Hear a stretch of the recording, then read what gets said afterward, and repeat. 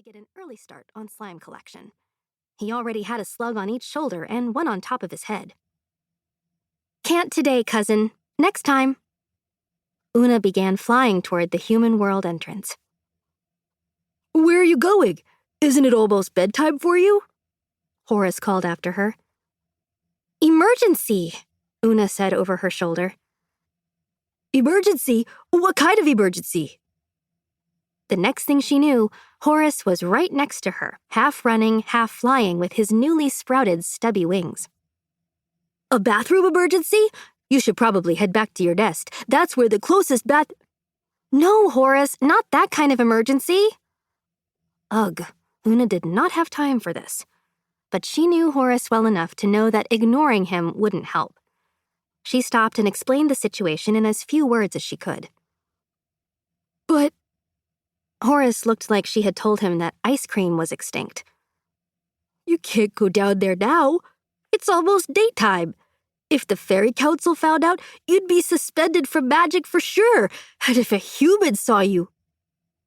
"No one is going to see me. And as for the Fairy Council, well, are you going to tell the Fairy Council, Horace?" Oona raised her eyebrow and put her hands on her hips.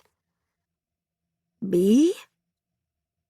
Now Horace looked like Oona had said, "Okay, ice cream's not really extinct, but the only flavor is mint chocolate booger." "You know I would never." "Then they won't find out," Oona said simply. She started off again. "I'm going with you," he said. "No, you'll slow me down." "I can help." "No." "Fine, I won't go with you. I'll just go next to you at the exact same time." Crud muffin. There was no getting around the fact that stubbornness ran in their family. "Okay, you can come, but no more questions," she said. "Now, we've just got to make one quick stop." Horace and his slugs followed as Oona darted into a willow grove and paused at the biggest, droopiest willow. They were in front of Lucy's house.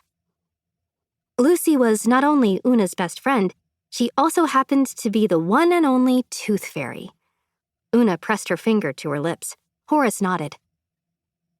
"Is Lucy coming with us too?" Horace whispered. "No, I just need to get her fairy dust, in case there's trouble."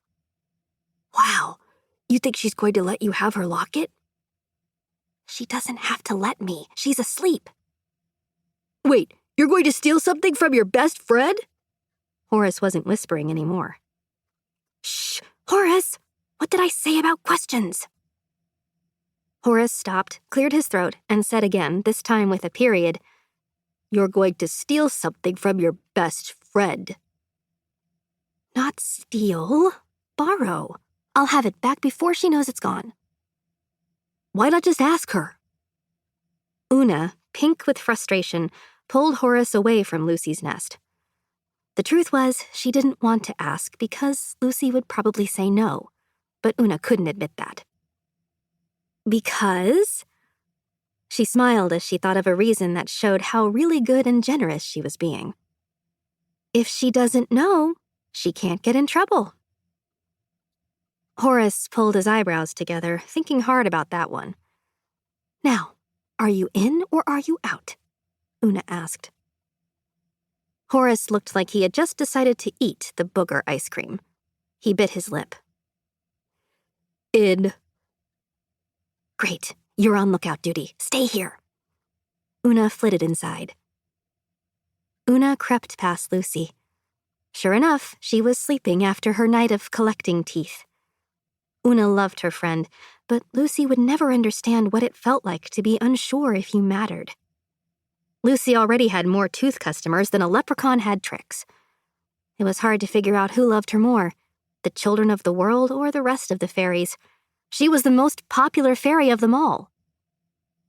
But Oona was a brand new fairy with a brand new job, and finding customers had turned out to be harder than she thought. The biggest hitch was that most children were just used to going to the Band-Aid drawer a lot, and if they didn't know they could use some help, then Oona's EFP didn't light up. Oona was afraid the rest of the fairies wondered whether Oona's job was even necessary. In fact, deep down, Oona wasn't sure herself. But all she could do was take care of